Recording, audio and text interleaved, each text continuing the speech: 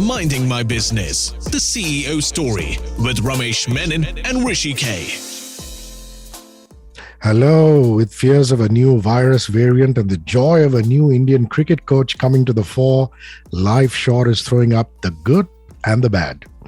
Just that on this show, we make it a point to concentrate on only the good. It's Minding My Business, the CEO story. I'm Hrishi K. Say hello to the CEO of Fever Network and Radio 1, my co-host, the one and only Ramesh Menon. Hey, missed you last week. These things happen. Hi, Hrishi, and hi, everybody. I'm seeing, to your point, I'm seeing no decrease in consumer spending, though. And that's a very good sign for all of us. But you're right, life does throw up the bitter and the sweet. And if we have our fundamentals correct, I guess we should all say through. And that's really what our business leaders on this show and podcast have also proved to us time and again. True that, Ramesh. On that note, it's time to introduce our next guest. He manages an enviable auto technology business and has continuously been building the e-commerce side of auto operations for his company. His strength as a professional lies in building a business from scratch and growing that business. This, combined with his passion towards his profession, has helped him take the company that he leads to greater heights. Please welcome MD and CEO Mahindra First Choice Wheels, Ashutosh Pandey. Hi, Ashutosh. Thank you for joining us. How are you doing? I'm good, Hrishi. Thank you for such a generous introduction. I haven't heard that in ages. Ashutosh, let's dive in straight away. How has this year's festive season been for Mahindra First Choice? How much growth has the brand achieved? And I'm sure your e-commerce platform would have contributed a lot to overall sales as well. Please tell us, Yeah, it's been a great festive season, Ramesh. Year on year, the growth is almost embarrassing in that sense. So we grew about 100% plus in the month of October, about 90% in the month of September. But even if you discount the fact that last year was a bit impacted by COVID, and if you take the pre-COVID numbers as a guideline, this growth is still about 60-70%. So there's significant momentum. And to your point that you mentioned, I think the consumer spending is back, and how, in a way. So I think that's one part. And clearly, some of the stuff that we've been doing, especially on the e-commerce side, as well as opening up new store formats. So we opened a store format called, Car and Bike Superstore, which essentially is a large store with 100-odd vehicles. That suddenly has kind of spiked interest wherever we've opened it. So, September was our best month. October was better than September. And November promises to be, by the time it ends tomorrow, promises to be even better. Wonderful. So trust me to ask the superficial questions. Ramesh will ask you all the intelligent CEO questions. What is India driving and what is India craving for, Ashutosh? Would you say there's heavy demand for hatchbacks and SUVs? Are we now focusing on getting automatic transmissions into our lives like the West? Because, till a couple of years ago, Indians were still fixated on the manual drive and a manual shift. So essentially, the answer is that, there is a lot of momentum in the market towards SUVs. There's no doubt about it. In the new car space, as well as in the pre-owned space that we operate in, there's a huge demand for SUVs. And I think it's not surprising given the road presence, given, people wanting a larger, roomier kind of vehicle. And almost like a status symbol, one would kind of argue. So there's a lot of momentum on SUVs. Having said that, I think there is also Hrishi K, to the point. I think there's also a shift towards automatics, right? But what's certainly piquing everyone's interest is what will electric bring about. There aren't many models available at the moment, so people kind of look at it but settle for a regular, vehicle. But personally, I believe that the electric vehicle space would hot up sooner than we actually anticipate. That's interesting. Before we get into EVs and stuff like that, but what about tier 2 markets? Are they also riding the wave, or how has demand been there? In terms of brands, what do customers prefer, both in the metropolises and tier 2 cities? Are they still stuck on the safer bets like Maruti, Hyundai and Mahindra, or has it changed? Let me give you a stat which might probably surprise you a bit.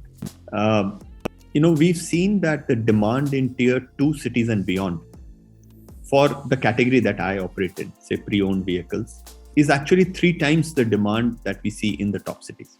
3 times. More importantly, and this is again something that has to be seen to be believed, the growth in those markets actually 3 times the growth in the larger cities. So there is a huge amount of momentum that smaller towns are generating, right? Now, it differs category by category. I'm only referring to our category. And I think a combination of factors are working. Some of them have to do with pandemic related stuff. People want their own vehicles, and in the smaller cities, there aren't many options of, commute, etc. But more importantly, the fact that, pre-owned vehicles offer such a fantastic value. A pre-owned value for, suppose you had a 5 lakh budget.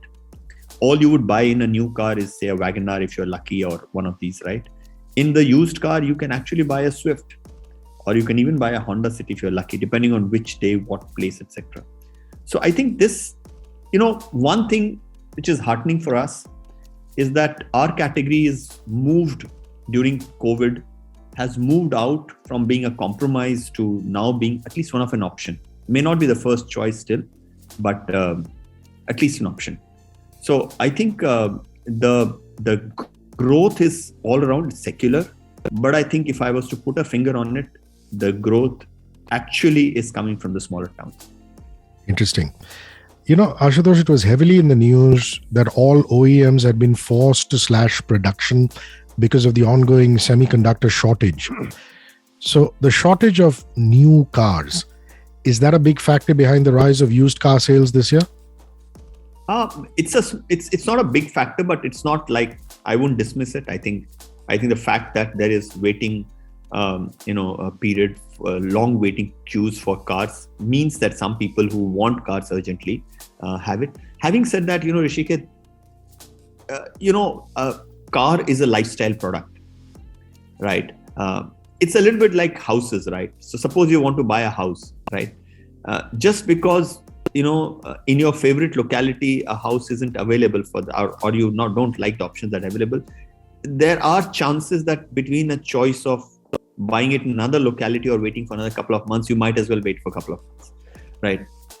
So there is a segment of consumers who are willing to wait, which is what explains XUV for whatever X number of months and different different cars having long waiting periods. But yes, there is there are sections, maybe 10-15% consumers for whom owning a car or buying one becomes important.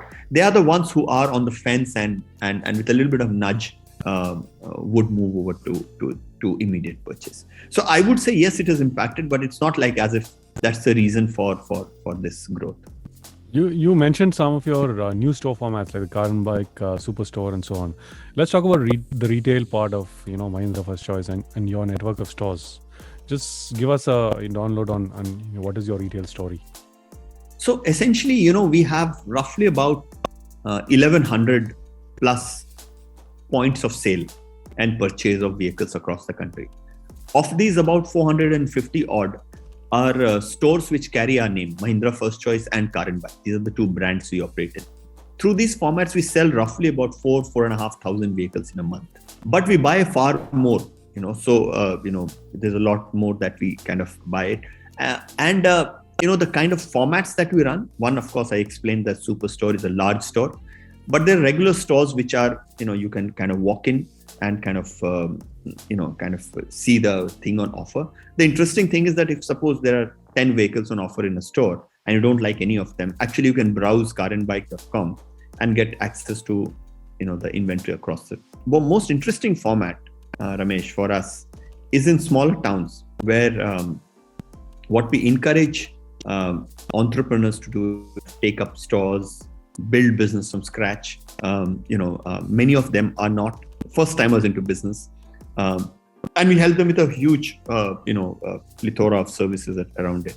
And the last point I'd like to mention here is that across all formats, e-commerce now is a growing and very high contributor.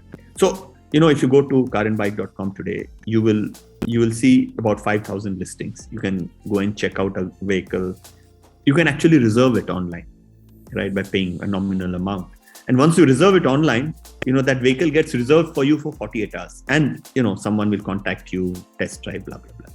So I think we are the only guys in the country who have a retail like this, right? Where we work with entrepreneurs on the ground to kind of build a system like that. Super stuff. I'd like to know your views as far as passenger cars are concerned. Do you still think we are a supply-starved nation, a supply-starved industry? And in light of that, let's talk about the procurement business. Procurement is something that you really pride yourself on at Mahindra First Choice. Yeah. So, auto is actually a supply-starved industry. I mean, there is no doubt about it, especially when the economic, cycle is on an upswing. I'll give you a stat. In India, for every 1,000 people, there are about 29 or 30 cars. So the car ownership is at that level. In the US, it's around 900, right? Now, you can see this 30 car per 1,000, the kind of impact it has on the infrastructure that we have around us, right? So essentially, it's about infrastructure and the car, and the ownership. If you improve infrastructure, you will improve ownership. If you improve ownership, you will have to improve infrastructure. It's that way. So from that perspective, auto as generally as a category is supply constrained. But in our kind of market, in our kind of industry, we are actually, we have never had, anyone asks us, how many cars can you sell? We say as many as you can give me, right? So, the pre-owned car industry in terms of volume is about 1.5 times that of new cars. So the number of cars that are sold are far higher than the new cars that are sold. But can we sell more? Yes, we can sell more, right? Because people are looking for such options. We have to solve the issue of supply. And the supply issue cannot just be solved by trying to take one model. So for instance, buying cars from consumer is one model. It's a great model. But if a business like ours becomes dependent on only one model, then it may not get the kind of supply we're looking for. So we get our supply from, we buy cars from end consumers. We also buy cars at new car exchange counters, because when you buy a new car, in many cases, you have a used car to sell, and that car is picked up and comes into ours. So that's a big source of this. And the third is, the cars which are off lease or cars which are repossessed.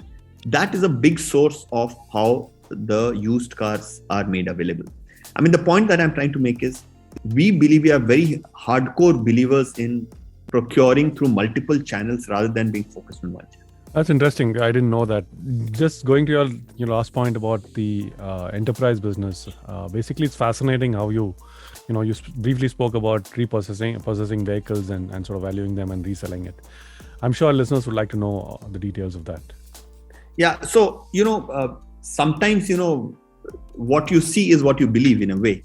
So Mahindra First Choice, because we are seen on a lot of dealerships. So it may be, it is sometimes believed that we are a retail business only, but we have an equally strong B2B or enterprise business.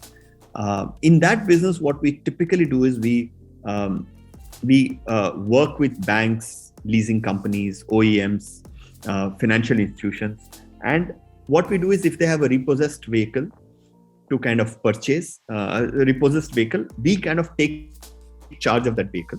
We store it in our yards, we inspect the vehicle, we auction it, and we give the proceeds back to them, right? So it's a big part of the business, and something that that is extremely profitable as well. It also helps us bridge the supply that we need for our dealers in the field. So I think from both perspectives, this is a very attractive part of the business. Because it is profitable, it allows us to invest more and more on the retail side. Ashutosh, I know that you're very passionate about the digital and technology piece. And under your leadership, Mahindra First Choice have built a lot of technology tools. I'd like you to give us a lowdown on that. In particular, your partnership with the Camcom for vehicle inspection using AI. I find AI very fascinating. Yeah. Okay. So, first thing, Hrishi K, to kind of know about technology is that, after all, it's something that can help a process rather than it being an end in itself. So, before this company, I used to work in an e-commerce company. And, we built this business from scratch. It was completely digital e-commerce. And, what I realized is sometimes you get into the trap of treating technology as the end in itself, in a way. So when we come here, in the used cars, one thing is very clear. Someone is going to spend 5 lakh rupees or 10 lakh rupees or 20 lakh rupees to buy a car. He or she would like a personal look at that car, right? Especially because it's been pre-owned, it's owned by someone else. After all, as you know, in India, property, marriage, and car, right? In order of how you kind of look at it. So it's a very high involvement category. So we use technology to make sure that the customer experience is seamless. So we built carandbike.com, which is our B2C site. It's the largest auto content and auto traffic site in the country, right? At 26 million unique visitors per month for our category size. Then we have the inspections engine, right? So we are able to do more inspections than the next 4 or 5 people put together. And the reason people entrust us to do vehicle inspections is because once you do vehicle inspection, you can't just look at the data, right? You have to make sense of the data. So we have about 140 parameters on which vehicles are inspected. So, and the vehicles are also inspected not by our employees, they are inspected by freelancers, which again brings it back to technology, which means that the guy has an app. We tell him, go inspect this vehicle. His job is to just collect data on those 140 points, right? Tire, interiors, battery, etc., etc. And everything is, the app will prompt you to do all that. And once the data is collected, it comes centrally, right? And there, in partnership with Camcom and others, we actually apply AI. Simplistically, what we do is we say, look, I've got all these 140 points, but as far as the consumer is concerned, they need to know whether this vehicle is good, bad, ugly, whether he should buy or not buy this vehicle. What is the rating of? So we've developed a rating of the vehicle. We call it quality score. So on a scale of 10, what is this vehicle about? 8.2, 6.7, 5.8, whatever number. Now, to arrive at that is not an easy, you can't just give it subjectively. And for that, we use, the AI tool that has been co-developed with Camcom. And that AI actually gets in a lot of data that we've been accumulating for the last 15, 20 years. And that data gets into this machine and gives us a sense of the vehicle quality. It also gives us a sense of pricing, because we also run the largest pricing engine in this country, used vehicle pricing. So that's what it helps us. So 26 million monthly active users, that's large. Now, carandbike.com is really rocking, and millions of people obviously are, car nuts who are going into it every day or ever so often. Tell us more about that. Yeah. So, Car and Bike actually started off as a television show. And, it's the longest running auto show in India. It's completed 900 episodes. We acquired this business just before the pandemic. And, even before we acquired it, the business moved from its television roots to online, right? And very quickly, because of, the credentials of the folks behind it, the editorial team, etc., it quickly became a very, very, very popular place where people would come and read articles and look at test drives and things like that. So it became, so when we acquired it, it was roughly about 13 million unique views just before the pandemic. During the pandemic, we have kind of consciously nurtured it. We have added many more features to it. One of the features is we've connected it to our used car that we have sold. So today, Car and Bike also has the largest inventory of used cars. 5,000 plus cars are listed there.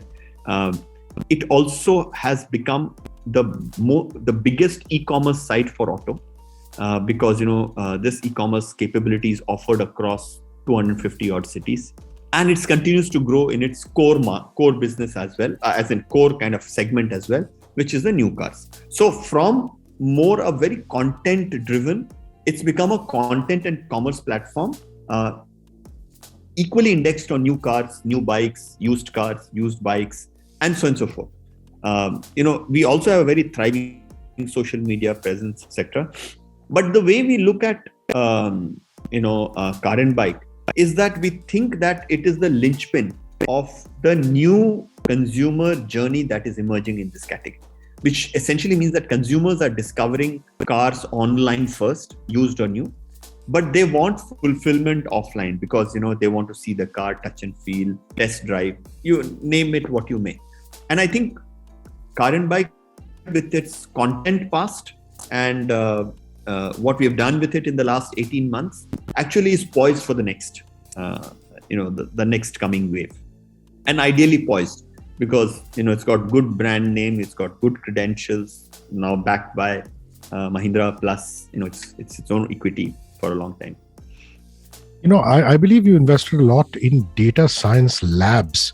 Yeah. That you can not only use for your own purposes, but you're looking to use the data to make the entire industry operate, Ashutosh. Yeah. That sounds really cool to me. Tell us more, please. Yeah, so it's fairly simple. See, what is the biggest problem when buying something which has been owned by others? Only two things.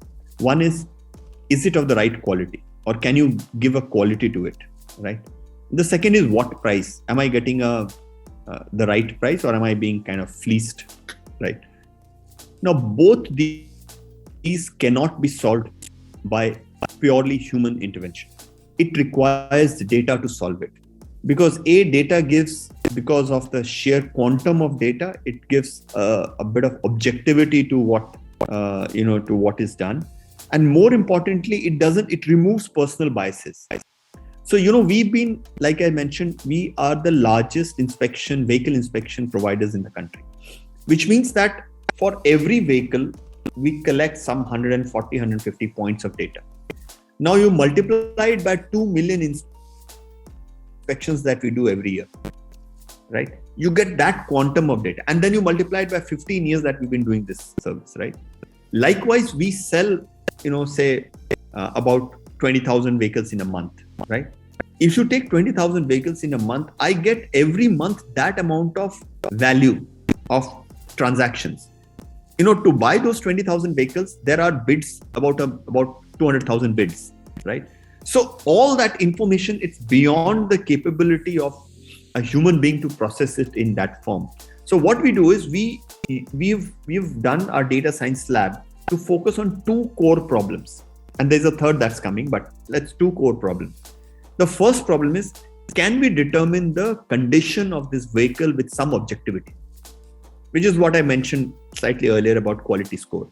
Second is, for this vehicle, what should be the right price band? Now, pricing cannot be exact because it's subject to demand, supply, etc. But what should be the band in which it should operate, right? And both these actually are the key data science problems to solve, which is where sometimes we use AI, sometimes we use machine learning, a lot of stuff that we use. Now, the third problem that we are now trying to solve is we've got these 26 million people coming to us. How do we show them and recommend them the right vehicles based on geography, their interest, their browsing history, etc., to look at? Which is the third part of the pie that we are now looking at to solve. So data is a very, very intrinsic part as a trust governing tool. So if you have this Mahindra brand and you have something which comes out of data, the combination makes it far more trustworthy than any other thing that you have. It's admirable, but I believe even during the pandemic, the peak of the pandemic, you didn't really lay off any employees. No, is that because of organizational ethos and culture, or is it because you were already running a lean mean organization, or like you said earlier on, you were doing very well anyway, so you didn't find the need to get rid of any people? You may call it a combination of all three, Ramesh, but I would bring it to the personal belief that I have on this. See, when pandemic hit, you would understand it better than me that we didn't know, we were not prepared for it, right? So I think the instinctive reaction at that point in time was more important than anything else, right? And given the way, at least I have been trained, the instinctive reaction was, what can we do to make sure that the business is protected and that we are able to extend help and support to the maximum number of people possible. And I'm not exaggerating. I didn't think the idea of laying off people actually came at that stage, right? When we're looking at, say, a month down the line of saying, look, how do we optimize cost and this and that and the other, right? There were two choices. One choice was, lay off some people. The second choice was, maybe take some kind of a salary cut. And then we said, okay, let's do some analysis. What we figured out, and it's not unusual, that the top 15% of the people, right, contributed to roughly about 60-65% of the wage bill, right? So we said, okay, so if our target is to reduce this by, say, 10%, the overall wage bill by 10%, and if the top 15% people took, say, a 15% cut roughly, right, that would still make it, right? So the way we approached this problem was not to approach this in terms of a doomsday problem, but to approach it in terms of a rational cost optimization decision, right? And therefore, last year, for a large part of the year, myself and some of us actually constituting on the top side of the organization, right? Senior folks, we took a cut in compensation and things like that. But what the beautiful thing about it, and that was something that was complete surprise to me, Ramesh. When we socialized this, so what had happened was, just for half a minute of detour. When COVID struck last year, we had about 900 folks, right? So what we did is we organized all these folks into 30 what we call leap groups, right? So and these were WhatsApp groups, nothing fancy, WhatsApp groups. And every 30-member WhatsApp group had one person who was the coordinator of that group and some kind of an admin. And that guy was one of the mid-level employees, good mid-level employees, someone who's really bright. All these 30 people and me, we had a call every day at 5 o'clock. And the agenda of the call was very simple. What's happening in the group? Is someone sick? Is someone's family sick? And who needs help? Blah, blah. So when we came back and said, look, there is because everyone is expecting job cuts, salary cuts, etc. That was in the air, if you remember, last year. So when we came back and said, look, what we have decided, what we think, and tell us what you think, is that, a certain 15% or 10%, that number kind of salary cut will be taken by a certain set of people and everything will be left untouched. You know what the group says? Groups say, many groups, but why exclude us from that? Right? It was like a bolt from the blue for me, right? So we said, no, we don't want to reduce the cash because cash was important and we don't know where the world is taking us. So he said, then let's do one thing. Let's actually give up some of the benefits which appear in your P&L, which means that, all the holidays that they were entitled to, they started giving up those holidays. So 1/3 of the holidays were. So all that was essentially non-cash, but was what was in the income statement as my cost in HR cost. That actually people did. In fact, it was incredible. In fact, we did more than the target, which enabled us to kind of roll it back quicker. So long answer, but I think it's an instinctive reaction. It's a bit of a training that we've had. I've had through my career as in Tata's and now here, and some of these stuff that happened during that point in time. Really interesting. Now, there are some disturbing numbers on the unorganized versus organized players. And I was reading somewhere, and I just want to quote, I believe organized players roughly account for only 20% of the total volume of sales, while 80% of the sales in your industry take place via unorganized players such as unregistered dealers, mom and pop stores. I'd like you to comment on that, Ashutosh. So I think in India, across, I was in e-commerce, like I mentioned. Before that, I was in retail. In India, given the social situation in India, I think the small businesses are actually at the heart of everything that we do, right? So I'm not surprised by this number at all. In fact, if anything, I would say that the responsibility for players like us is to organize those people on a common platform more than anything else, right? So, for instance, today a broker gets hold of someone like Hrishi, you, and says, "Okay, you have a car to sell. I can help you sell that car," right? Now you have no visibility into what that guy is doing, right? The role that he performs is he picks up. He has someone has got a vehicle to sell, someone's got a vehicle to buy, and he makes sure that this transaction happens. But nobody trusts him, right? Because he is not an organized guy. He's not a Mahindra. He's not a Tata. He's not a Maruti, right? So the role that we play, and the role that we should play is to bring these kind of people on the platform.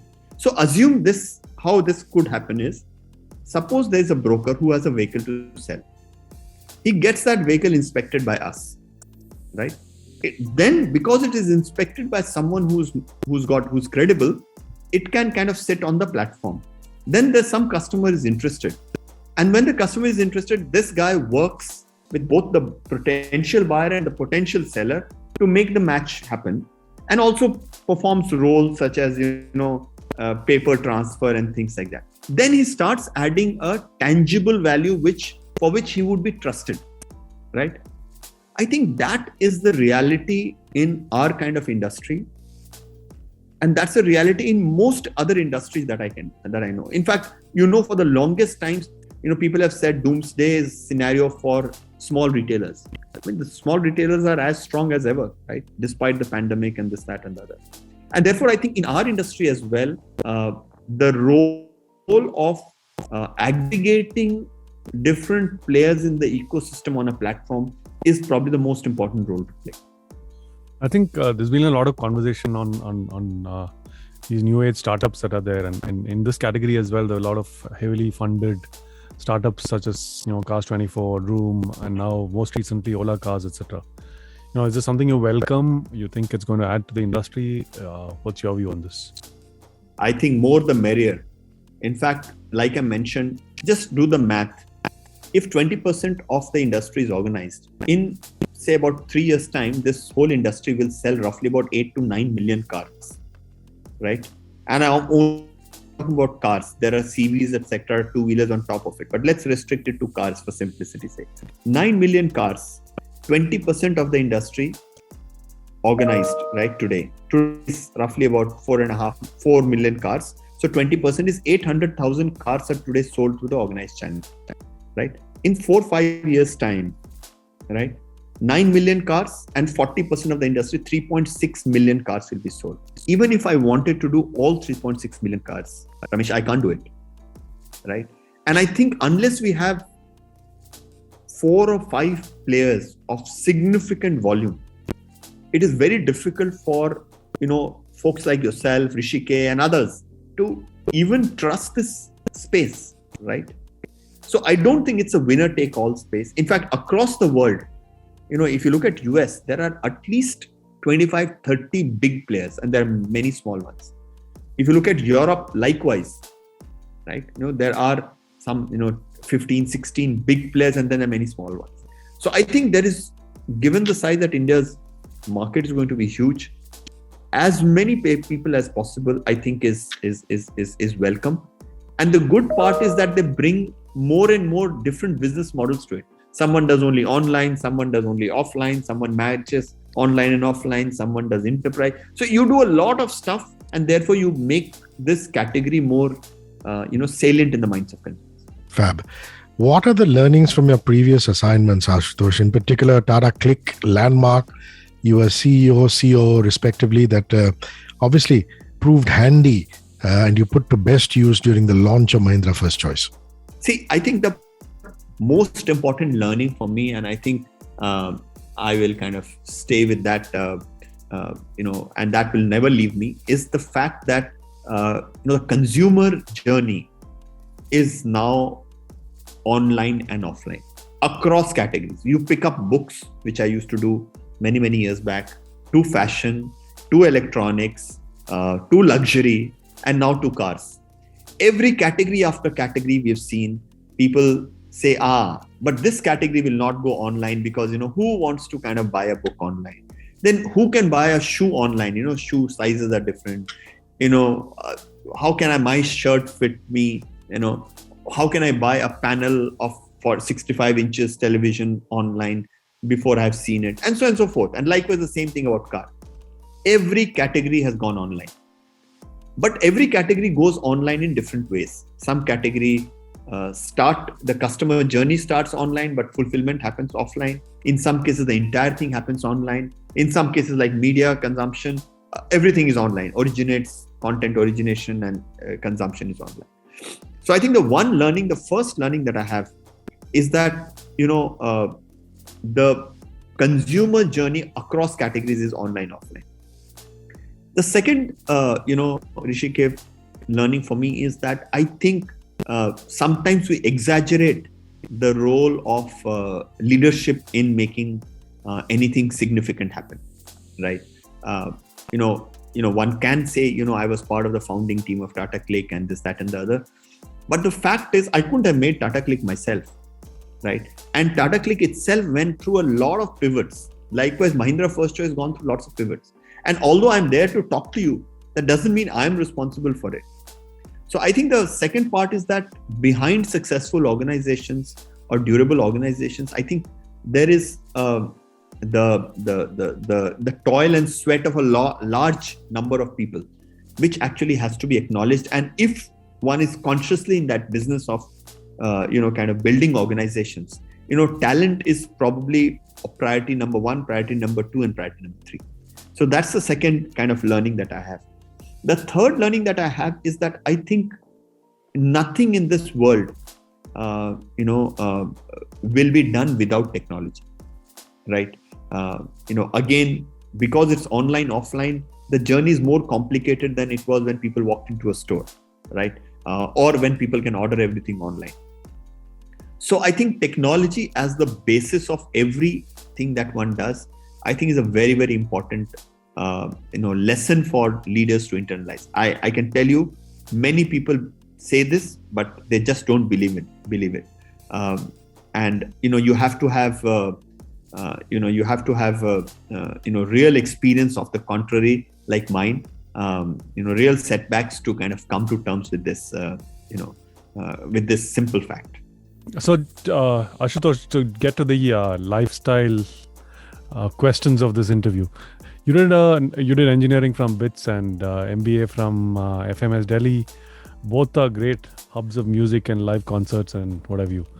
What kind of music do you listen to, and what are the interesting concerts or shows that you attended during your days, or anything more recently before the pandemic hit us, or even after? Yeah. So in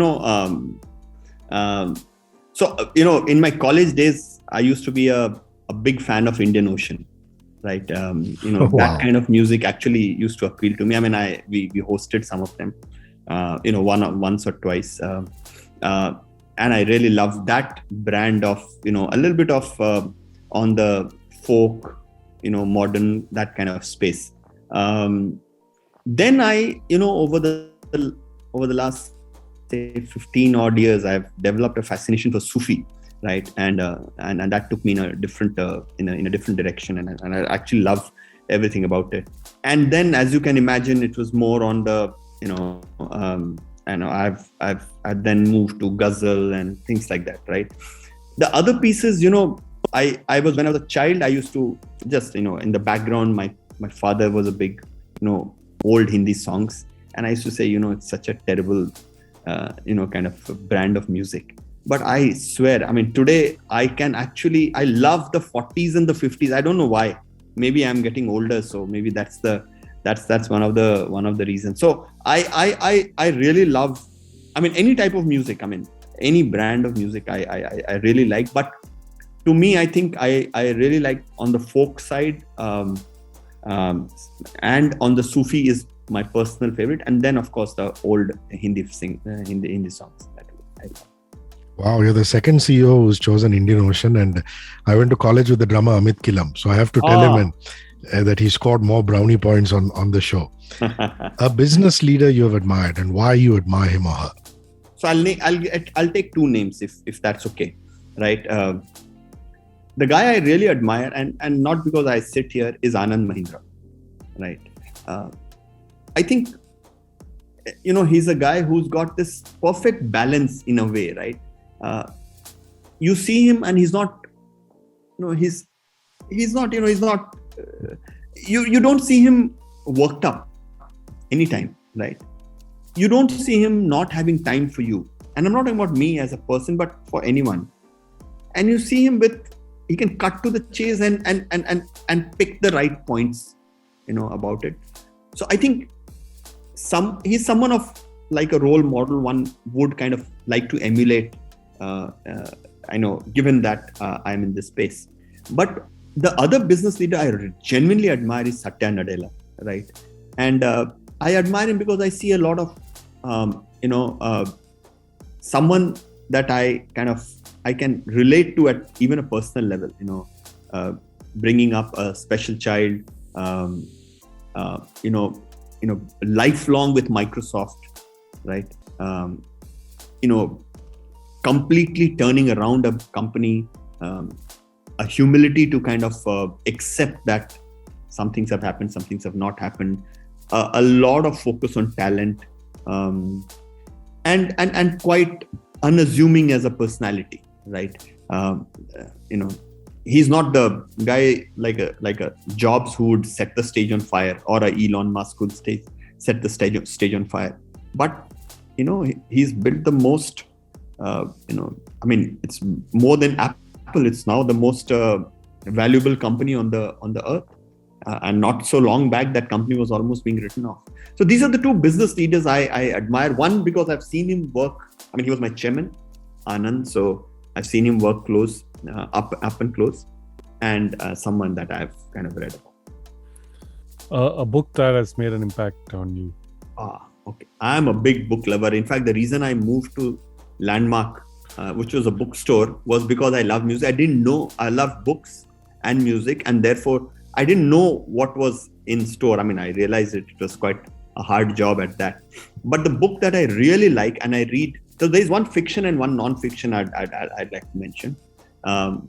They'll be a bit boring for many of your listeners, but let me just put it what is. My favorite book is War and Peace.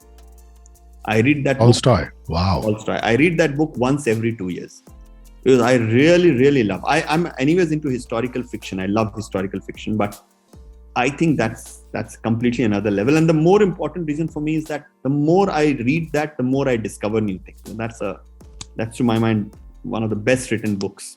There are many others, but I think I would pick one. And on the non-fiction side, I would rate The Rise and Fall of the Third Reich. That over any other book. It's a history of the from 1918 to 1945, the Hitler's chronicle. So these are the two books I really, really love. It also helps that they are thick books, so you don't get over it, because I read pretty fast, so that it doesn't get over in a few days' time. A sport that you follow, your favorite player in that sport, and why? Cricket and Dhoni. Unsurprising. I love that man's character, and I love the fact that he can leave 25 runs to score until the last over, and all of us are kind of our heartbeats are going up, and stuff like that. And that guy is absolutely unfair. That's one. The second is he's got a very instinctive take at the sport. I used to love Kapil Dev when he was around. In fact, I don't remember having seen the '83 World Cup, but I used to love him for his instinctive take. He didn't come across as prepared in that sense, right, when he approached his sport. So I think I love cricket in that. The other sport I love is tennis, but I think cricket is something that I really. In fact, I am on cricket at the moment. I hope we win. We were about 128 for 5. When we got into the interview, it was 3, so that's good. Yeah, so we have 128 for 6 now. Yeah, so okay. So we had your favorite vacation spot and why you love going there? Yeah, if I say this, my family will kill me, but my favorite vacation spot is Maldives.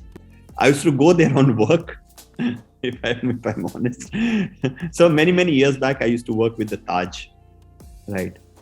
And Taj has 2 resorts there, and those resorts were either being refurbished or one of them was being kind of in the process of some of the new facilities were coming up.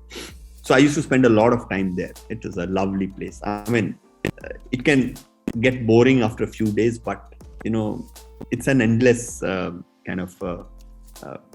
it's an endless expanse to just see sunset and sunrise and things like that. Although it may be very boring if you are an employee there. I must admit, but I love that place because I'm not a hill kind of a guy. I feel cold.